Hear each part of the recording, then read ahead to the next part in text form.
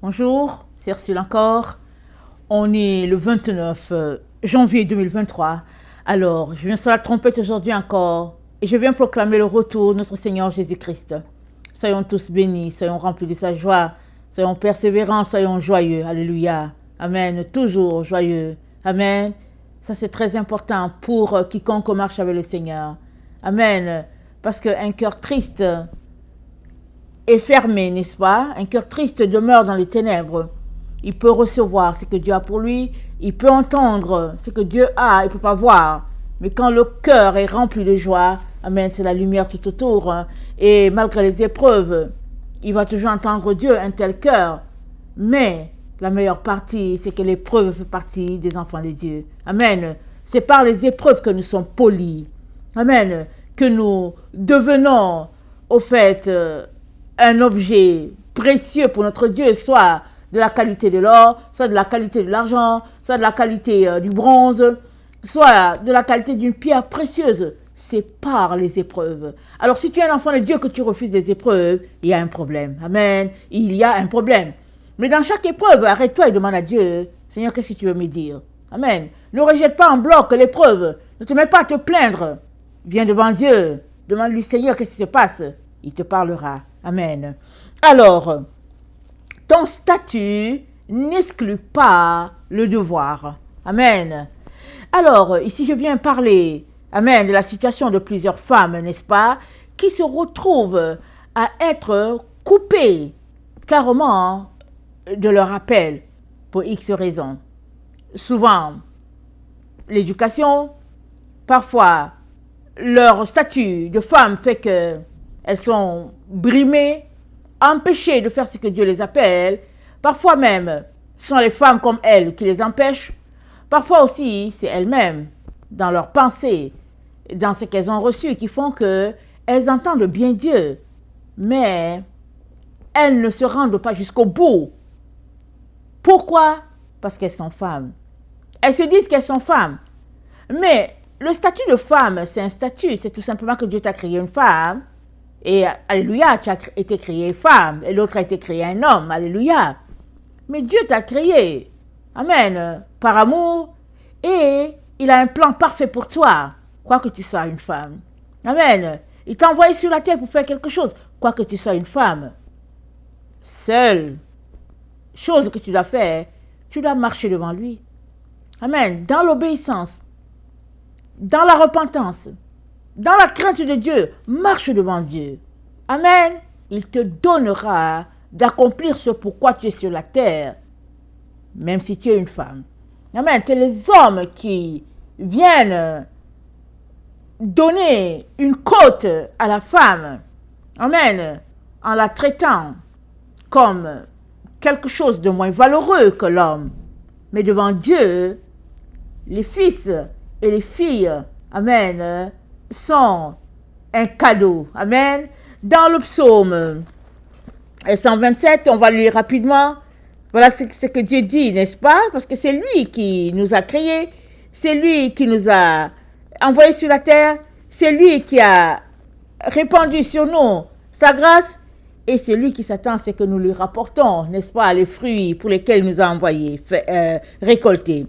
Alors, dans le psaume 127, c'est dit, si l'Éternel bâtit la maison, ceux qui la bâtissent travaillent en vain.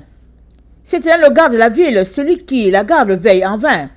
En vain vous levez-vous au matin, vous couchez-vous tard, et mangez-vous le pain de la douleur. Il en donne autant à ses bien-aimés pendant leur sommeil. Voici des fils sont un héritage de l'Éternel. Le fruit des entrailles est une récompense, comme des flèches dans la main d'un guerrier. Ainsi sont les fils de la jeunesse. Heureux l'homme qui en a rempli son carquois. Alors ici, quand on va regarder, quand on parle de fils, c'est pas juste fils, ça veut dire enfant. Amen. Alors, les fils, amen, c'est dit, le fruit des entrailles est une récompense. Amen. Les fruits de l'entraille est une récompense. Et il dit, heureux celui qui a rempli son carquois. Tu es rempli de valeur devant Dieu. Tu es une perle pour ton Dieu, ma sœur. Ne laisse pas tomber ce que tu es parce que tu souffres tôt, parce que tu es maltraité, méprisé, parce que tu veux entrer dans ta destinée, et puis il y a quelqu'un là qui te met les bâtons dans les roues, ou bien il y a une personne qui se... Peu importe le type de personne, que ce soit dans ta famille, que ce soit dans ton mariage, peu importe les épreuves que tu as appelées à traverser, prie, Dieu va t'aider à traverser cette épreuve-là, parce que ça fait partie, amen, de ton appel. Dieu savait très bien que tu allais passer par ces épreuves-là, et il t'a appelé. Va jusqu'au bout. Amen. Va jusqu'au bout tout en étant cette lumière-là autour de toi. Parce que l'erreur que plusieurs font, c'est que Dieu les a appelés et puis finalement, elles se comportent de manière très désinvolte, si bien que finalement, ça n'aboutit pas. Si Dieu t'a appelé, vas-y devant Dieu. Pleure, crèche, jeûne, prie, bêche. Un jour, Dieu te montrera clairement ce que tu dois faire. Et un jour, tu regarderas en arrière et tu verras le chemin que tu as pris. Tu te rendras compte que tu es arrivé à la montagne. Tu te rendras compte que tu es arrivé à la montagne. Pourquoi? Parce que c'est Dieu qui dirigeait tes pas. Alors que tu étais devant lui dans la crainte, posant les jalons par-ci par-là, lui, il est en train de déblayer le chemin devant toi, malgré les épreuves dans lesquelles tu es. Amen. Dieu a appelé tout le monde. Amen. La Bible dit, il y a beaucoup d'appelés, mais il y a très peu d'élus. Seras-tu élu, ma sœur? Tu dois travailler à être élu. Amen. Si tu as entendu l'appel de Dieu, travaille à être élu. Amen. Et l'élu, amen, pour arriver au bout, l'élu passe par toutes les difficultés, qu'il soit un homme ou bien qu'il soit une femme. Alors, Matthieu 21, le verset 28 dit ceci. Matthieu 21, le verset 28.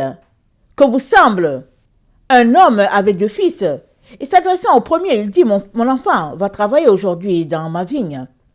Il répondit, je ne veux pas. Ensuite, il se répandit et il alla. S'adressant à l'autre, il dit la même chose, et ce fils répondit, je vais bien, Seigneur, et il n'alla pas. Lequel des deux a fait la volonté du Père? Ils répondirent, le premier. Et Jésus leur dit, je vous le dis en vérité, les publicains et les prostituées vous dévanceront dans le royaume de Dieu. Je m'arrête là. Donc, Dieu avait 2 fils. Il a envoyé l'un. Il a dit qu'il ne part pas, et puis il est finalement parti. L'autre a dit qu'il va partir, et puis il n'est pas allé. C'est le même scénario avec les fils et les filles de Dieu. Dieu t'a appelé. Tu as bien entendu l'appel. Est-ce que tu es allé? Amen. Et tu allais faire ce que Dieu t'a dit. C'est là le point. Choisis d'aller. Dis à Dieu que tu vas aller. Lève-toi, mets-toi aller. Dieu va t'aider. Mais si Dieu ne t'a pas appelé et que tu vas aller dans ce domaine, c'est autre chose, n'est-ce pas? C'est autre chose. Mais s'il t'a appelé, alors lève-toi. Ça commence par la prière. Ça commence par les jeûnes. Et tant que tu n'as pas décidé d'aller, les choses vont rester telles. Le jour que tu vas décider d'aller, tu verras, l'opposition va venir de partout. Parce que tu as décidé. Amen. Et quand j'étais petite, on chantait une chanson, ça disait, si toi tu fais un pas, tout le reste, il le fera. C'est-à-dire notre Seigneur va faire l'autre pas. Mais il faut faire ce pas. Amen. Mais il faut faire ce pas. Parce que ce pas, c'est le pas décisif. Amen. Mais tant que tu restes assise en disant que ouais, il paraît que les femmes n'ont pas le droit de prêcher. Mais il paraît que les femmes n'ont pas le droit de parler. Ils ont dit que la femme ne doit pas parler à l'église. Ok, c'est eux qui ont dit que la femme ne doit pas parler à l'église. Mais toi, va parler dehors. Va parler dehors. Vas-y dans les marchés. Vas-y devant les bistrots. Vas-y sur le long de la route. Va parler. Qui va t'empêcher de parler? Mais tu parles tout seul. Dehors. Il n'y a pas de règle dehors. Va parler. Souvent, c'est que on s'entête à être à l'endroit où on nous dit n'ouvre pas la bouche. Moi, j'ai vécu cette situation-là plusieurs fois. Et j'ai toujours dit au Seigneur, Seigneur, mais pourquoi est-ce que je suis là? Seigneur, c'est quoi la raison? Pourquoi est-ce que je suis là, Seigneur? Est-ce que tu peux me dire? Pourquoi je suis là? Amen. Et pendant que je posais la question au Seigneur, j'ai passé mon temps à prier, à pleurer, à jeûner devant Dieu. Amen. Et petit à petit, le Seigneur a dirigé mes pas, je me suis retrouvée en ligne. Souvent, on est tout simplement empêché de voir les différentes voies que le Seigneur a pour nous. Mais je vais vous dire, chère sœur, chère fille, chère mère, je vais vous dire, la meilleure façon, amen, d'entrer dans ton appel, c'est de marcher devant Dieu dans la crainte, de choisir, de décider, amen, de faire sa volonté, amen, et de prier. Et puis, ne néglige pas les petites actions, n'est-ce pas? Ne néglige pas les petites actions. Souvent, on veut faire la volonté de Dieu, mais tout de suite, on va avoir un gros chapiteau où on va inviter tout le quartier pour dire « Oh, venez, je prêche !» Mais c'est pas comme ça. Juste les petites actions. Souvent, ce sera juste que le Seigneur veut que tu aides ta voisine qui est là à côté. Elle a de la difficulté à puiser de l'eau. Peut-être que c'est tout simplement que tu puises de l'eau pour toi, tu puises aussi pour elle. Peut-être qu'elle a tellement la difficulté que le Seigneur s'attend à ce que tu ailles balayer sa cour, laver ses enfants, et puis lui faire à manger. Parce que l'appel de Dieu, c'est pas seulement de se lever pour dire, ok, je prêche la parole, je répands l'évangile, mais non. L'appel de Dieu, c'est dans toutes les petites choses que tu peux faire. C'est ça, la religion saine selon Dieu. Amen. Alors, ton statut n'exclut pas le devoir. Alors, j'aimerais que on lise Genèse 24, le verset 1. On connaît bien cette belle histoire d'amour, n'est-ce pas? L'histoire de Rebecca. Amen. Sarah était morte, Sarah était partie. Abraham était resté avec son fils Isaac. Donc, Abraham voulait que son serviteur trouve une femme pour Isaac, n'est-ce pas? Et avant que lui aussi s'en aille, selon ce qu'il pensait. Mais après que Isaac ait eu une femme, Abraham a encore vécu parce que Dieu lui a donné Ketura. Amen. Dieu l'a béni, lui a donné encore Ketura. Amen. Mais au fait, dans la belle histoire de Rebecca, amen, nous montre très bien ce que Dieu attend de chacune de ses filles. On va lire cela. Alors, Abraham était vieux, avancé en âge, et l'Éternel avait béni Abraham en toutes choses. Abraham dit à son serviteur, le plus ancien de sa maison, l'intendant de tous ses biens, mets, je te prie, ta main sous ma cuisse, et je te ferai jurer par l'Éternel, le Dieu du ciel et le Dieu de la terre, de ne pas prendre pour mon fils une femme parmi les filles des Cananéens, au milieu desquelles j'habite, mais d'aller dans mon pays et dans ma patrie prendre une femme pour mon fils Isaac. Le serviteur lui répondit, peut-être la femme ne voudra pas me suivre dans ce pays-ci. Devrais-je mener ton fils dans le pays où tu es sorti? Abraham lui dit, garde-toi d'y mener mon fils. L'Éternel, le Dieu du ciel qui m'a fait sortir de la maison de mon père et de ma patrie qui m'a parlé et qui m'a juré en disant, je donnerai ce pays à ta postérité, et lui-même enverra son ange devant toi. Et c'est de là que tu prendras une femme pour mon fils. Si la femme ne veut pas te suivre, tu seras dégagé de ce serment que je te fais faire. Seulement, tu n'y mèneras pas mon fils. Le serviteur mit sa main sous la cuisse d'Abraham, son seigneur, et lui jura d'observer ces choses. Le serviteur prit 10 chameaux parmi les chameaux de son seigneur, et il partit, ayant à sa disposition tous les biens de son seigneur. Il se leva et alla en Mésopotamie, à la ville de Nacor. Il fit reposer les chameaux sur leurs genoux, lors de la ville, près d'un puits. Il fit reposer les chameaux sur leurs genoux, hors de la ville, près d'un puits. Au temps du soir, au temps où sortent celles qui vont puiser de l'eau. Et il dit, Éternel Dieu de mon Seigneur, Abraham, fais-moi, je te prie, rencontrer aujourd'hui ce que je désire, et use de bonté envers mon Seigneur Abraham. Voici, je me tiens près de la source d'eau. Et les filles des gens de la ville vont sortir pour puiser de l'eau. Que la jeune fille à laquelle je dirai, penche ta cruche, je te prie, pour que je boive. Et qui répondra à boire, et je donnerai aussi à boire à tes chameaux, soit celle que tu as destinée à ton serviteur Isaac. Et par là je connaîtrai que tu uses de bonté envers mon Seigneur. Il n'avait pas encore fini de parler que sortit sa cruche sur l'épaule Rebecca, née de Bethuel, fils de Milca, femme de Nacor, frère d'Abraham. C'était une jeune fille très belle de figure. Elle était vierge et aucun homme ne l'avait connue. Elle descendit de la source, remplit sa cruche et remonta. Le serviteur courut au-devant d'elle et lui dit « Laisse-moi boire, je te prie, un peu d'eau de ta cruche. » Elle répondit « Bois, mon Seigneur. » Et elle s'empressa d'abaisser sa cruche sur sa main et de lui donner à boire.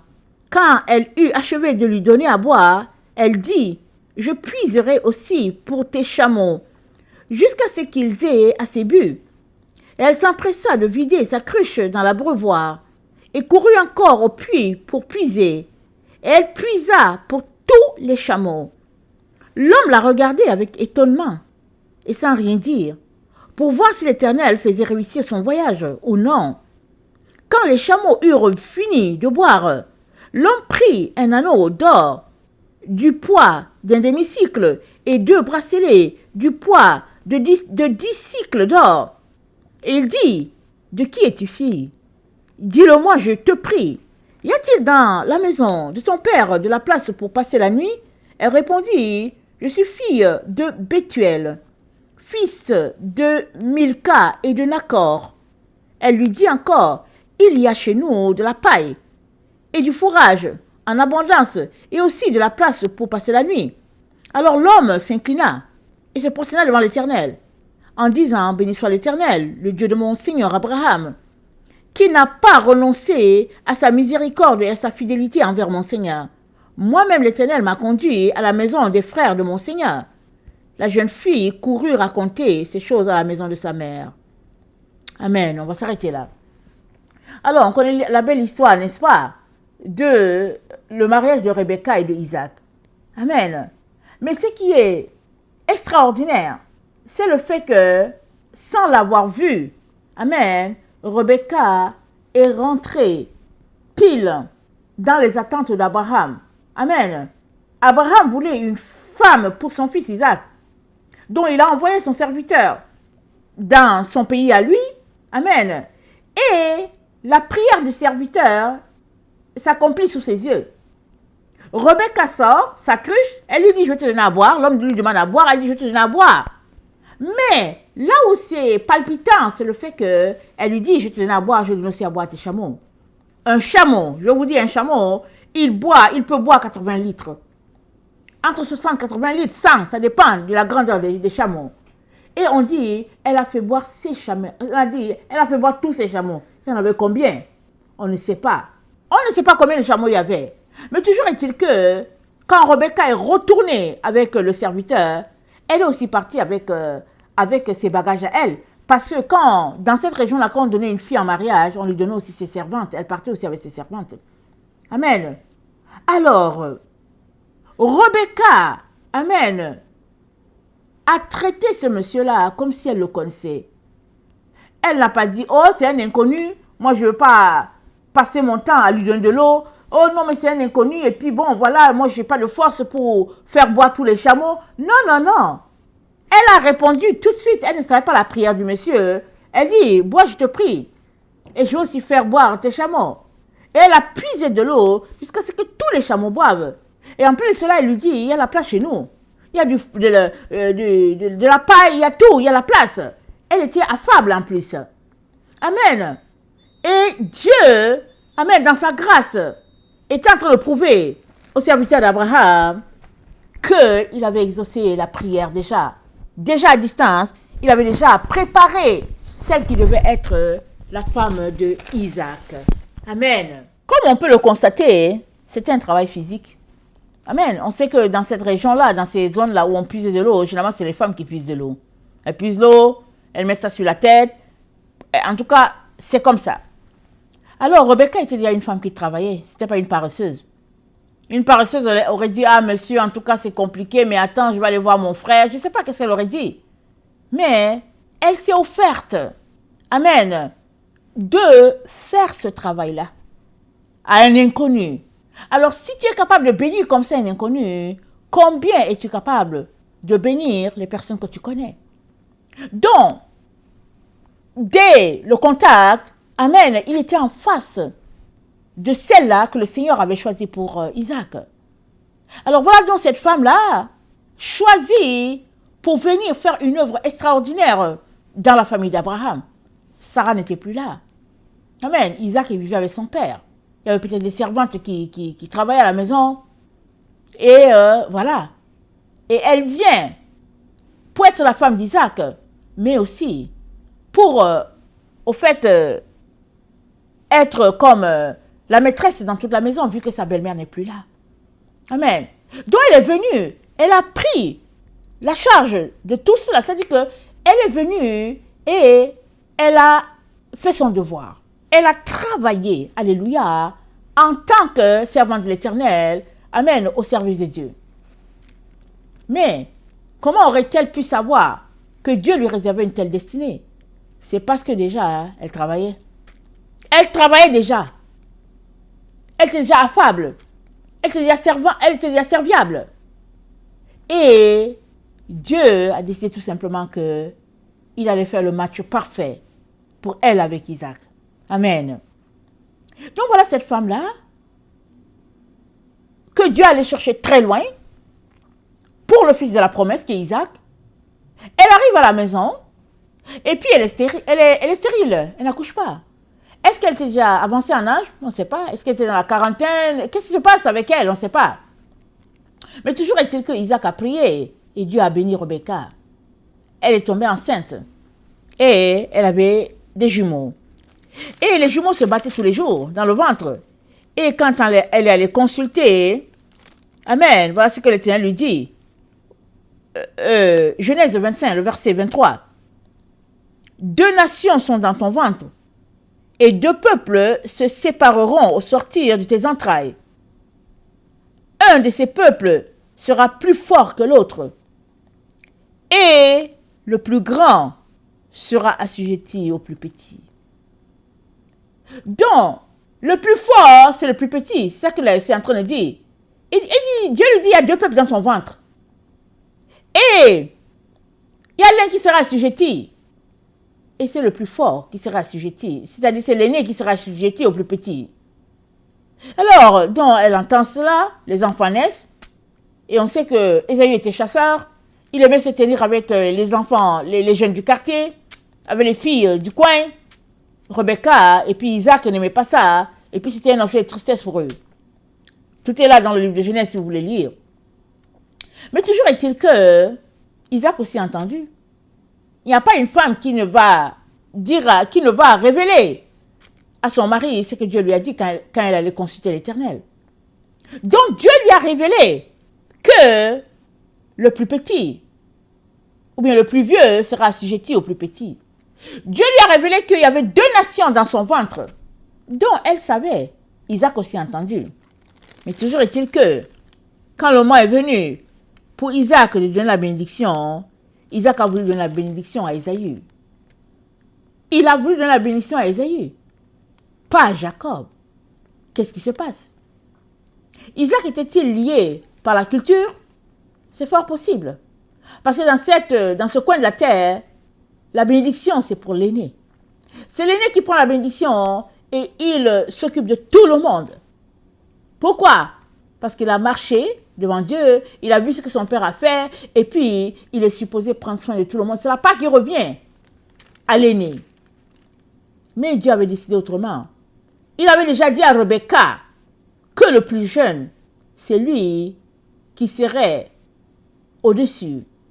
Amen. C'est lui qui prendrait en charge la direction. Et la Bible nous dit que Isaac aimait manger. Le gibier, il aimait bien ça. Et donc il appelle Ésaü. Il lui dit, au verset, on est dans le verset 27, attendez. Isaac devenait vieux et ses yeux étaient affaiblis au point qu'il ne voyait plus. Alors il appela Ésaü, son fils aîné, et lui dit, « Mon fils. » Il lui répondit, « Mais voici. » Isaac dit, « Voici donc, je suis vieux. Je ne connais pas le jour de ma mort. Maintenant donc, je te prie, prends tes armes, ton carquois et ton arc, va dans les champs et chasse-moi du gibier. Fais-moi un mets comme j'aime et apporte-le-moi à manger, afin que mon âme te bénisse avant que je meure. » Rebecca écouta ce qu'Isaac disait à Ésaü son fils. Et Ésaü s'en alla dans les champs pour chasser du gibier et pour le rapporter. Rebecca a tout entendu. Comment a-t-elle vécu ça? On ne sait pas. On n'a pas ici les émotions. Mais ça a dû être un choc pour elle de savoir que, attends, il a bien entendu que le plus vieux sera assujetti au plus petit. Il voit bien Ésaü, comment il se comporte. Comment veut-il lui donner la bénédiction? Elle a tout entendu. Alors, verset 8, c'est dit, puis Rebecca dit à Jacob, son fils, « Voici, j'ai entendu ton père qui parlait ainsi à Ésaü, ton frère. Apporte-moi du gibier et fais-moi un mets que je mangerai et je te bénirai devant l'Éternel avant ma mort. Maintenant, mon fils, écoute ma voix à l'égard de ce que je te commande. Va me prendre au troupeau 2 bons chevreaux. J'en ferai pour ton père un mets comme il aime et tu le porteras à manger à ton père afin qu'il te bénisse avant sa mort. » Jacob répondit à sa mère, « Voici, Ésaü mon frère est velu et je n'ai point de poil. Peut-être mon père me touchera-t-il et je passerai à ses yeux pour un menteur. Et je ferai venir sur moi la malédiction et non la bénédiction. » Sa mère lui dit, « Que cette malédiction, mon fils, te retombe sur moi. Écoute seulement ma voix et va me les prendre. » Waouh! Waouh! Quel courage! Elle était prête à être maudite pour que la bénédiction d'Abraham n'aille pas entre les mains des païens. Elle était prête à être maudite. Elle dit à son fils, que ça tombe sur moi. Si ça arrive là, je vais écoper, mais va faire ce que je te dis. Pourquoi? Parce que elle avait son devoir à faire, à accomplir. Elle a été choisie pour une œuvre extraordinaire. Elle a été commanditée par le Seigneur lui-même. Elle n'avait pas été vue par Abraham. Le serviteur ne l'avait pas vue avant, encore moins Isaac. Mais à distance, Dieu l'avait déjà vue. Il avait déjà vu Rebecca. Il avait déjà vu son caractère. Anyway, c'est lui qui l'a créé. Il avait déjà vu ce qu'elle faisait. Amen. Et il a dit, celle-là, elle sera Isaac. Parce qu'il savait tout ce qui allait se passer dans comment on appelle ça, l'enjeu qui était là, dans cette histoire des jumeaux, il savait. Rebecca a pris les devants. Elle dit que ça retombe sur moi. Donc, finalement, elle a tout organisé pour que la bénédiction retombe sur Jacob. Alléluia. Aujourd'hui, toi et moi bénéficions de l'obéissance de cette femme, du devoir de cette femme envers Dieu. Nous bénéficions du fait qu'elle a vu à distance ce qui se passait. Elle a dit, niet, ça ne se passera pas. Aujourd'hui, il y a des gens qui disent que, ouais, comment ils disent, Jacob a volé la bénédiction à Ésaü. Beaucoup de gens disent ça. Quand ils prêchent, ils disent ça. Mais est-ce que c'est vraiment ça? Allons-y lire ce qui est écrit. Genèse 27, le verset 34. Lorsque Ésaü entendit ces paroles de son père, il poussa des forts cris, pleins d'amertume, et il dit à son père, « Bénis-moi aussi, mon père. » Isaac dit, « Ton frère est venu avec ruse, et il a enlevé ta bénédiction. » Ésaü dit, « Est-ce parce qu'on l'a appelé du nom de Jacob qu'il m'a supplanté 2 fois? Il a enlevé mon droit d'aînesse, et voici maintenant qu'il vient d'enlever ma bénédiction. » Et il dit, « N'as-tu point réservé de bénédiction pour moi? » Donc, c'est Ésaü qui dit, est-ce parce qu'on l'a appelé du nom de Jacob qui m'a supplanté 2 fois? Il a enlevé mon droit d'aînesse.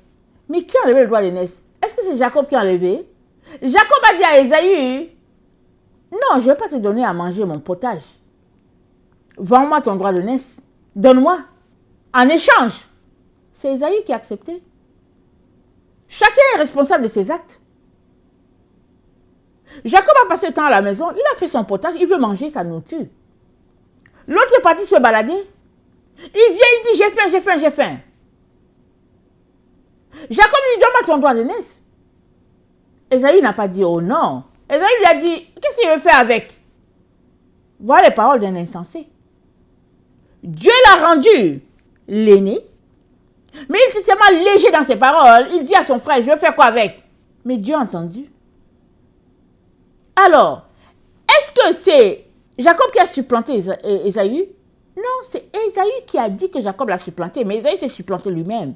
C'est lui qui a posé des actions montrant qu'il était léger dans sa relation avec Dieu. Et que la crainte de Dieu n'était pas sa priorité. C'est Ésaü qui a posé ces actions-là. Et Dieu a vu cela de loin. Il a dit à Rebecca, le plus vieux sera assujetti au plus petit. Parce que le plus petit était sage. Il restait à la maison. Il suivait les instructions. Il étudiait. Il pratiquait la loi. Il restait à la maison parce que c'est le petit-fils d'Abraham. Il suivait les conseils de son père et sa mère. Il ne se tenait pas avec les enfants du quartier. Alors, ce n'est pas Jacob qui est venu prendre la bénédiction, voler la bénédiction d'Ésaü, c'est Ésaü lui-même, des paroles de sa bouche, amen, qui s'est accordé avec ce que Jacob lui a offert, lui a proposé. Il aurait pu dire non, je ne te donne pas mon droit de naissance. Il aurait pu dire à Jacob, oh non, non, non, non, pas ça. Mais il a dit, qu'est-ce que tu veux que je fasse avec? Alors, Rebecca était la mère de ces deux enfants-là. Et vous savez, c'est très difficile pour un parent de choisir entre les enfants. Généralement, les parents ne choisissent pas. Mais qu'est-ce qu'elle a fait? Elle a regardé le plan de Dieu, l'appel de Dieu sur cette famille. Abraham, qui a dû quitter. Elle connaît l'histoire parce que c'est son oncle. Elle connaît comment elle a été choisie pour Isaac. Elle a entendu parler du sacrifice, comment Abraham était sur le point de sacrifier Isaac quand ils ont vu l'agneau qui a été offert sur le buisson. Elle connaît toute l'histoire. Ce n'est pas elle qui aujourd'hui va laisser Isaac aller dans la direction que l'ennemi voulait. Parce qu'Isaac a bien entendu que le plus vieux sera assujetti au plus petit. Dieu l'a dit. Dieu a dit, il y a deux nations dans le ventre de Rebecca. Rebecca a entendu. Et si elle ne se levait pas, à cause du devoir qu'elle était appelée à faire, c'est fini. La bénédiction d'Abraham irait entre les mains de l'ennemi. Parce que Ésaü allait envoyer ça. Il allait dilapider ça dans les peuples qui n'obéissent pas à Dieu. Il a fallu cette action-là de Jacob pour que Ésaü aille épouser une fille chez Ismaël. Mais avant, il s'était né avec les gens de Canaan. Il a fallu cette action-là pour qu'il réalise qu'au fait, il allait très loin dans son comportement vis-à-vis de ses parents. Et il s'est tourné vers Ismaël pour trouver une femme de l'autre côté là-bas. Alors, Rebecca, en tant que femme et en tant que mère, a dû faire un choix difficile. Elle ne pouvait pas dire à Isaac, Isaac, tu sais quoi? Elle ne pouvait pas se mettre à l'engueuler, comme les gens font de notre temps. Elle ne pouvait pas se mettre à être désinvolte envers son mari, elle ne pouvait pas. Tout ce qu'elle pouvait faire pour sauver la bénédiction, c'est ça qu'elle a fait. Elle a dit à Jacob, envoie-moi juste les 2 chevaux, je vais arranger cela. Et Dieu a béni. Toi et moi sommes là parce qu'il y a une Rebecca qui a décidé de laisser de côté le fait qu'elle était une femme pour d'abord accomplir le devoir qui était le sien, c'est-à-dire de garder la bénédiction à l'endroit où elle devait rester. à celui à qui Dieu avait dit que ça devait revenir. Amen. Alors, Dieu ne va jamais dédaigner une telle personne. Il ne va jamais mettre une croix sur une telle personne ou bien la condamner parce qu'au fait c'est une femme, elle devait se taire. Non. Dieu va juste regarder la prouesse de cette femme pour dire Alléluia, Amen. Sa bénédiction est grande. Toi et moi faisons partie de ces bénédictions parce qu'elle a osé. Elle a osé se tenir pour dire vas-y Jacob, j'apprête tout mais vas-y. Elle l'a envoyé en avant, il est parti. Il a été béni. Et après, elle a dit, allez, cours, sauve-toi. Alléluia. Est-ce que c'est parce qu'elle détestait Ésaü? Mais non. C'est parce que le devoir l'appelait de faire ce qu'elle était appelée à faire. Elle a été choisie par Dieu pour cette mission-là. Alors qu'elle ne le savait pas, mais Dieu savait. Alléluia. L'autre femme, amen, c'est Ruth. L'autre femme dont on va parler, c'est Ruth. Ruth était une Moabite. Et nous savons ce qui s'est passé avec les Moabites, les descendants de Lot.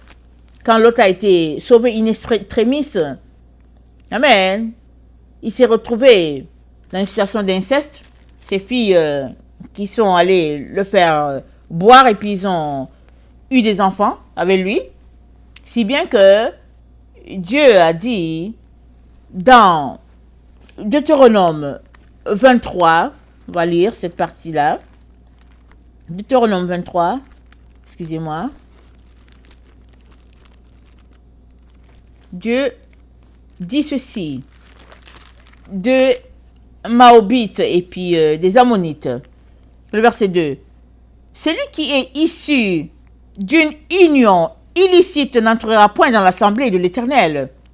Même sa 10e génération n'entrera point dans l'assemblée de l'Éternel. L'Ammonite et le Moabite n'entreront point dans l'assemblée de l'Éternel, même à la 10e génération, et à perpétuité.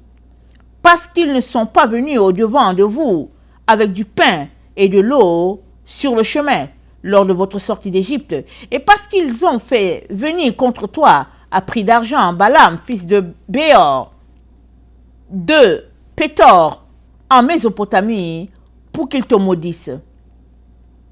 Mais l'Éternel ton Dieu n'a point voulu. L'Éternel ton Dieu n'a point voulu écouter Balaam. Et l'Éternel ton Dieu a changé pour toi la malédiction en bénédiction, parce que tu as aimé l'Éternel ton Dieu. Donc, voilà, je vais m'arrêter là. Alors, ça, c'était ce que Dieu a dit des Moabites et des Ammonites. Amen. Qui n'ont pas bien traité Israël. Mais voilà que quelqu'un de la famille de Juda se lève, il s'en va pour vivre à Moab parce qu'il y avait la famine en Israël. Il est parti habiter là-bas. Et Dieu avait dit à Israël, je ne veux pas te voir là-bas, chez les Moabites. Ce qui fait que le mari est mort. Et le mari de Naomi est mort. Les 2 fils sont morts. Et puis on connaît la situation. Naomi a décidé de retourner à la maison. Elle a décidé de retourner. Elle a dit, pourquoi je veux vivre ici? Puisque elle était partie là-bas à cause de son mari. Et maintenant, Ruth, qui est une Moabite, dit, non, mais je vais venir avec toi. Et Naomi lui dit, mais non, tu ne peux pas, il faut retourner, tu es jeune, je ne peux pas, d'ailleurs je ne peux plus enfanter, et même si je devais enfanter, je ne peux rien faire pour toi, parce que mon enfant, il ne va pas grandir jusqu'à ce que il puisse t'épouser. Rebecca et puis Orpa. Donc Ruth leur dit, retournez à la maison, retournez chez vos parents. Et voici ce que Naomi dit à Ruth, et puis à Orpa, écoutez, retournez chez vos parents, peut-être que quelqu'un va vous voir et puis va vous épouser, parce que vous êtes encore jeune. Et voilà ce que Ruth lui dit. Ruth 1, le verset 15. Naomi dit à Ruth, voici ta belle-sœur est retournée vers son peuple, et vers ses dieux. Retourne aussi, comme ta belle-sœur. Ruth répondit, ne me presse pas de te laisser, de retourner loin de toi. Où tu iras, j'irai. Où tu demeureras, je demeurerai. Ton peuple sera mon peuple, et ton Dieu sera mon Dieu. Où tu mourras, je mourrai, et j'y serai enterré. Que l'Éternel me traite dans toute sa rigueur. si autre chose que la mort vient me séparer de toi. Naomi, la voyant décidée à aller avec elle, c'est ça ses instances. Elles firent ensemble le chemin, le voyage, jusqu'à arriver à Bethléem. Et lorsqu'elles entrèrent dans Bethléem, toute la ville fut émue à cause d'elle, et les femmes disaient, est-ce la Naomi? Est-ce la Naomi? Elle leur dit, ne m'appelez pas Naomi, appelez-moi Mara, car le Tout-Puissant m'a rempli d'amertume. J'étais dans l'abondance à mon départ, et l'Éternel me ramène les mains vides. Pourquoi m'appellerez-vous Naomi, après que l'Éternel s'est prononcé contre moi et que le Tout-Puissant m'a affligé? Ainsi revinrent du pays de Moab Naomi et sa belle-fille Ruth, la Moabite. Elles arrivèrent à Bethléem au commencement de la moisson des orges. Donc voilà l'histoire. Donc, Naomi revient à Bethléem, mais elle revient avec une Moabite, d'un peuple, une fille issue d'un peuple maudit par l'Éternel. On a lu, Dieu a dit qu'ils n'habiteront pas, ils ne vont pas se trouver dans l'assemblée des justes. Mais Ruth a dit, où tu mourras, je mourrai. Ton peuple sera mon peuple. Je ne t'abandonnerai jamais, Naomi, tu peux tout faire. Maman, rien à faire, je suis avec toi. Je ne te laisse pas. Où tu mourras, je mourrai. Ton peuple sera mon peuple. Ton Dieu sera mon Dieu. Et Ruth a reçu la bénédiction des bénédictions. Et la grand-mère d'Isaïe. Amen. Elle a enfanté celui-là qui est devenu le grand-père de David. Dieu avait maudit un peuple, mais il a vu dans ce peuple un cœur. Il y avait une personne, c'est une femme. Elle a dit, niet, Dieu d'Israël sera mon Dieu. Je ne peux pas laisser ma belle-mère, je la prends comme ma mère. Et mieux encore, elle arrive et elle se met à travailler dans le champ pour donner à manger à sa belle-mère. Elle ne va pas avec sa belle-mère pour être une charge pour sa belle-mère. Non, non, non, non. Elle est allée avec sa belle-mère pour travailler, pour prendre soin de sa belle-mère. Et finalement, elle trouve un mari, Obed, un homme riche, âgé. Obed lui dit, waouh, merci. Parce que, au fait, tu aurais pu chercher un jeune comme toi. Mais, le fait que tu t'intéresses à un homme de mon âge prouve encore combien tu es une femme de grâce, tu es une femme de grande valeur. Et finalement, il n'était pas le premier dans le rachat, Boaz n'était pas le premier, mais finalement, il s'est organisé, il allait voir celui qui avait droit de rachat, et celui qui avait droit de rachat, Amen, lui a dit, Ruth 3, je pense, dans verset, celui qui avait droit de rachat, il lui dit, je pense au verset 4, et celui qui avait le droit de rachat, c'est Ruth 4, le verset 6, répondit, je ne puis pas racheter Ruth pour mon compte. Crainte de détruire mon héritage. Prends pour toi mon droit de rachat, car je ne puis pas la racheter. Le verset 8. Celui qui avait le droit de rachat dit donc à Boaz, acquiert pour ton compte.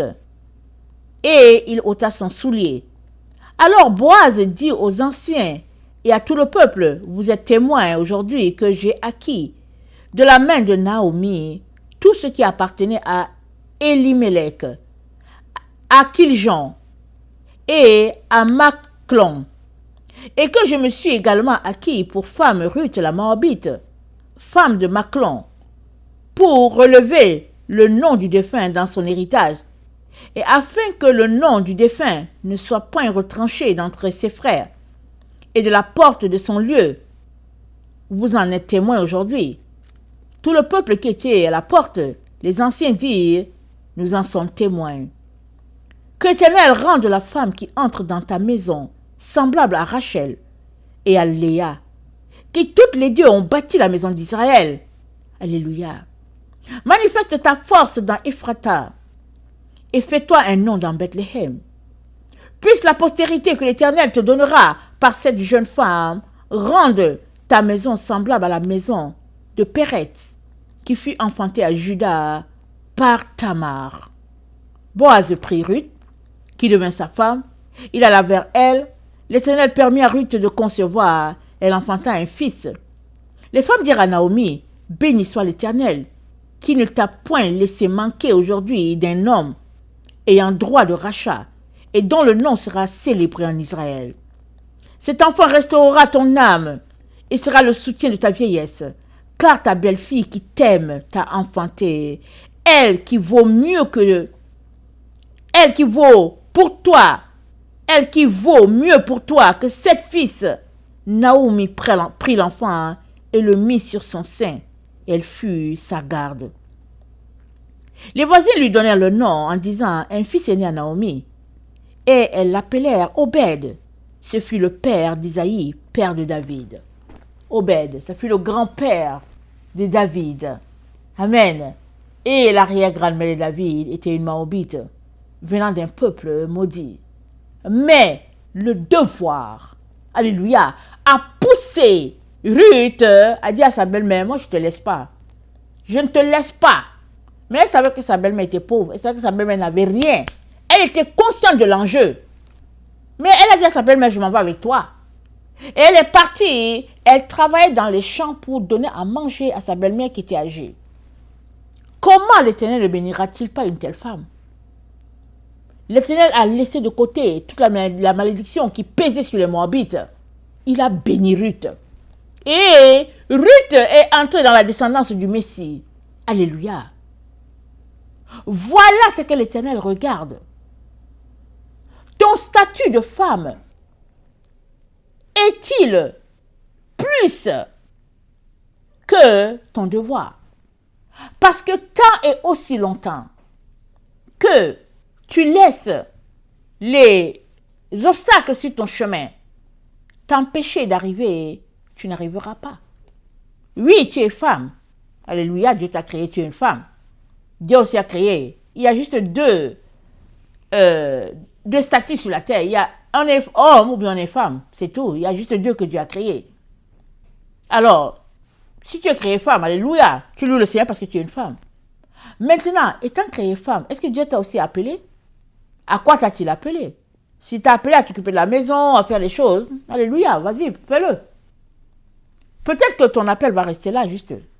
Peut-être aussi que Dieu va le prolonger. Qu'est-ce que tu en sais? Mais ne te mets pas à justifier ton comportement de désobéissance en disant parce que c'est ci, parce que c'est là, parce que c'est ci, parce que c'est là. Ne te mets pas. Mais plutôt, viens devant Dieu pour que Dieu te donne d'accomplir ce qu'il t'a appelé à faire. Vas-y jusqu'au bout. Parce que les obstacles, il y en aura. Il y en aura.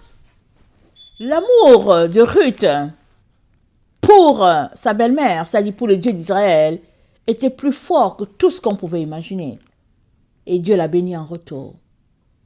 Elle était prête à mourir pour sa belle-mère. Dieu l'a bénie. Troisième exemple, Rahab. On connaît l'histoire de Jéricho, la prise de Jéricho. Et pensez-vous que Dieu a besoin d'envoyer des espions quelque part? Dieu n'a pas besoin d'envoyer des espions, il sait tout. Dieu sait tout. S'il veut venir bombarder quelque part, ça sera bombardé. Dieu, il sait tout. S'il veut venir assiéger, le jour que Dieu voulait détruire Sodome, il est passé chez Abraham. Vous savez pourquoi? Parce qu'il savait qu'Abraham pouvait faire quelque chose pour Lot. Parce que Lot était dans l'ignorance totale de ce qui était sur le point d'arriver. Dieu est passé chez Abraham. Dieu cherche toujours là où il y a un intercesseur, là où il peut sauver quelqu'un. Dieu est toujours là. Parce que c'est un Dieu d'amour. Alléluia. Alors, il passe chez Abraham. Il lui dit qu'il s'en va détruire Sodome. Abraham dit quoi? Mais est-ce que s'il y a 50 justes, tu ne détruirais pas la ville? Dieu dit que s'il y a 50, Dieu ne va pas détruire. Jusqu'à ce qu'Abraham arrive à 10. Mais il n'y avait pas 10. Et à cause d'Abraham, Lot a été sauvé. Alors Dieu n'a pas besoin d'espions. pour savoir ce qui se passe à Jéricho. Mais Dieu avait vu le cœur de Rahab. Il avait vu le cœur de cette femme-là. Parce que regarde ce que Rahab dit. La crainte de Dieu s'était emparée de Rahab. Et Dieu avait vu la crainte de Dieu. Voilà pourquoi il a envoyé des espions pour sauver Rahab à cause de la crainte qu'elle avait de Dieu. Donc, Rahab, dans Josué 2, Rahab dit ceci. On va lire. Quand les espions sont venus et qu'ils sont venus pour se renseigner, amen, comme si, qu'est-ce qui se passe et tout, parce que Josué les a envoyés, n'est-ce pas? Mais Dieu savait pourquoi il a envoyé les espions là-bas. Josué 2, le verset 11. Nous l'avons appris et nous avons perdu courage et tous nos esprits sont abattus à votre aspect. Car c'est l'Éternel votre Dieu qui est Dieu, en haut dans les cieux et en bas sur la terre. Et maintenant je vous prie, jurez-moi par l'Éternel que vous aurez pour la maison de mon Père la même bonté que j'ai eue pour vous. Donnez-moi l'assurance que vous laisserez vivre mon père, ma mère, mes frères, mes sœurs et tout ce qui leur appartient et que vous nous sauverez de la mort. Ces hommes lui répondirent, nous sommes prêts à mourir pour vous si vous ne divulguez pas ce qui nous concerne. Rahab, sans que les espions viennent, Rahab avait déjà entendu parler comment Israël avait soumis les rois sur leur chemin. La crainte de Dieu était déjà dans son cœur. Mais qui est Rahab? Rahab était une prostituée. Les gens méprisaient. Les gens, on connaît le métier des prostituées, n'est-ce pas? Mais Rahab craignait le Dieu d'Israël. On ne sait pas la prière qu'elle faisait dans son cœur, dans le secret. On ne sait pas. Mais on sait qu'elle faisait appel à Dieu. Parce qu'elle a dit au verset 9 à Josué 2, elle dit, l'Éternel, je le sais, vous a donné ce pays. La terreur que vous inspirez nous a saisis. Et tous les habitants du pays tremblent devant vous. Car nous avons appris comment, à votre sortie d'Égypte, l'Éternel a mis à sec devant vous les eaux de la mer Rouge, comment vous avez traité les deux rois des Amoréens au-delà du Jourdain, Sion et Og, que vous avez dévoués par interdit. Elle dit, nous avons appris. Parce que la maison de Rahab, c'était un carrefour. Parce que, vous savez, chez les prostituées, c'est souvent, c'est comme des hôtels, n'est-ce pas? Il y a beaucoup de choses qui se passent là-bas. Donc les gens sont au courant. Mais elle dit, je sais que Dieu vous a donné ce pays. La terreur que vous inspirez nous a saisis. Mais elle a ouvert sa bouche pour dire que, nous, on vraiment, on est rempli de terreur. Quand on entend votre histoire, on est rempli de terreur. C'est ce qu'elle leur dit. On ne sait pas si dans la nuit, elle pleurait devant Dieu pour dire, Dieu d'Israël, si tu existes, sauve-moi. On ne sait pas qu'est-ce qu'elle disait. Mais Dieu a entendu. Dieu a envoyé des espions à Jéricho pour voir ce qui se passe. Mais Dieu n'a pas besoin d'espions. Dieu n'a pas besoin d'espions pour assiéger une ville. Il n'a pas besoin d'espions. Il descend et c'est fini pour la ville. À distance, il envoie le feu et c'est fini. Dieu fait ce qu'il veut, le Dieu d'Israël. Alléluia, béni soit son nom. Mais Dieu voulait sauver Rahab, qui avait une crainte de Dieu plus forte que la crainte qu'elle avait de son roi.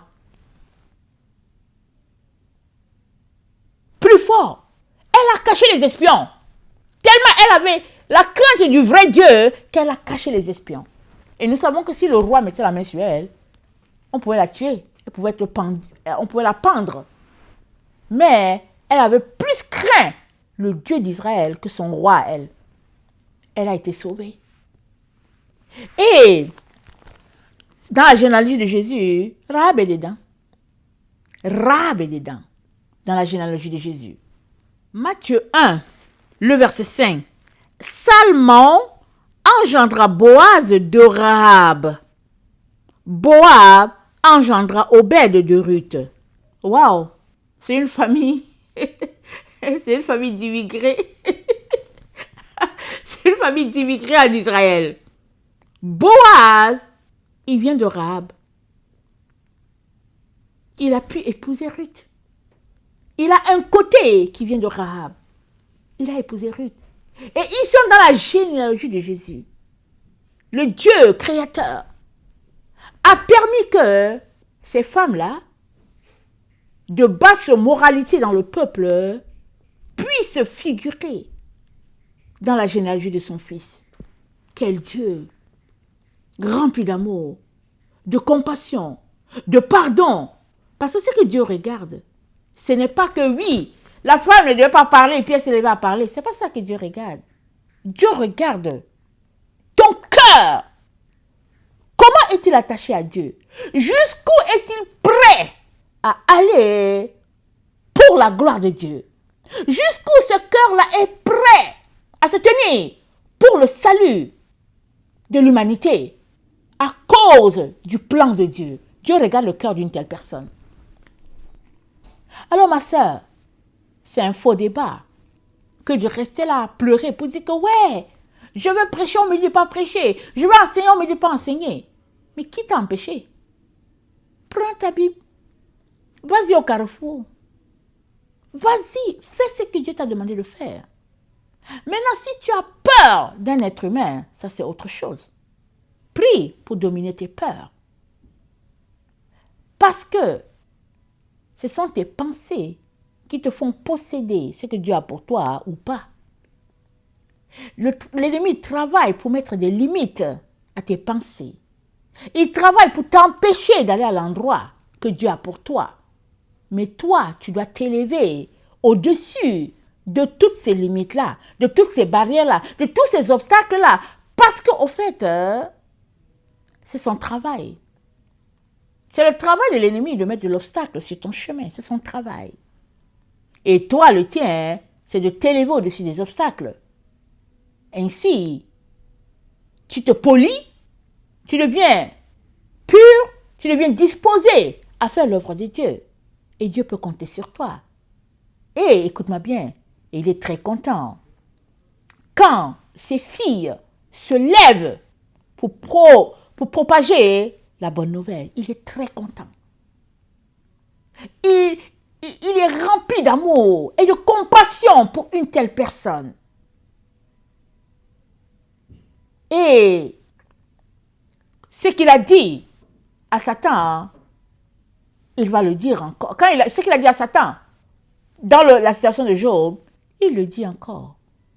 Aujourd'hui à Satan, pour chacune de ses filles qui se lève pour faire son œuvre, malgré les obstacles sur leur chemin. Dieu a dit, dans Genèse 3, 15, il a dit au serpent, la postérité de la femme va t'écraser la tête. Toi qui lui blesseras le talon. C'est-à-dire que toi, ce que tu vas faire, ça va la blesser, ça va blesser. Il y aura une blessure. Mais elle va t'écraser la tête, sa postérité. Pourquoi? Parce que les enfants de la femme, ça ne se mélange pas avec les enfants du serpent. Et la femme, c'est Israël. Et Israël, ce n'est pas le pays qui est Israël. Israël, c'est tous ceux-là qui ont décidé d'obéir à Dieu, le créateur de l'univers. C'est eux tous là, ils forment Israël. La véritable Israël de Dieu, c'est eux. C'est eux qui refusent les limites fixées par l'ennemi. C'est eux qui refusent les chemins que l'ennemi leur indique. L'ennemi leur dit, allez-y consommer l'arbre de la connaissance du bien et du mal. Eux, ils disent, oh non, nous on va manger l'arbre de vie. L'ennemi leur dit, non, conduisez-vous comme Laodicée. Ils disent, non, nous on va marcher comme l'église de Philadelphie. Voilà, à ce groupe-là, Dieu dit, ils vont écraser la tête du serpent. Parce que tant et aussi longtemps que le serpent n'a pas, tant et aussi longtemps que Dieu n'a pas éliminé le serpent, il va continuer son œuvre de pouvoir détourner les enfants de Dieu, et en particulier la femme. Parce que Dieu lui-même a placé l'inimitié entre le serpent et entre la femme. Dieu lui-même, il a placé l'inimitié. Donc, un vrai enfant de Dieu, il respecte l'inimitié placée. Alors, il comprend tout de suite que tout ce que l'ennemi est en train de faire, c'est de l'empêcher d'arriver.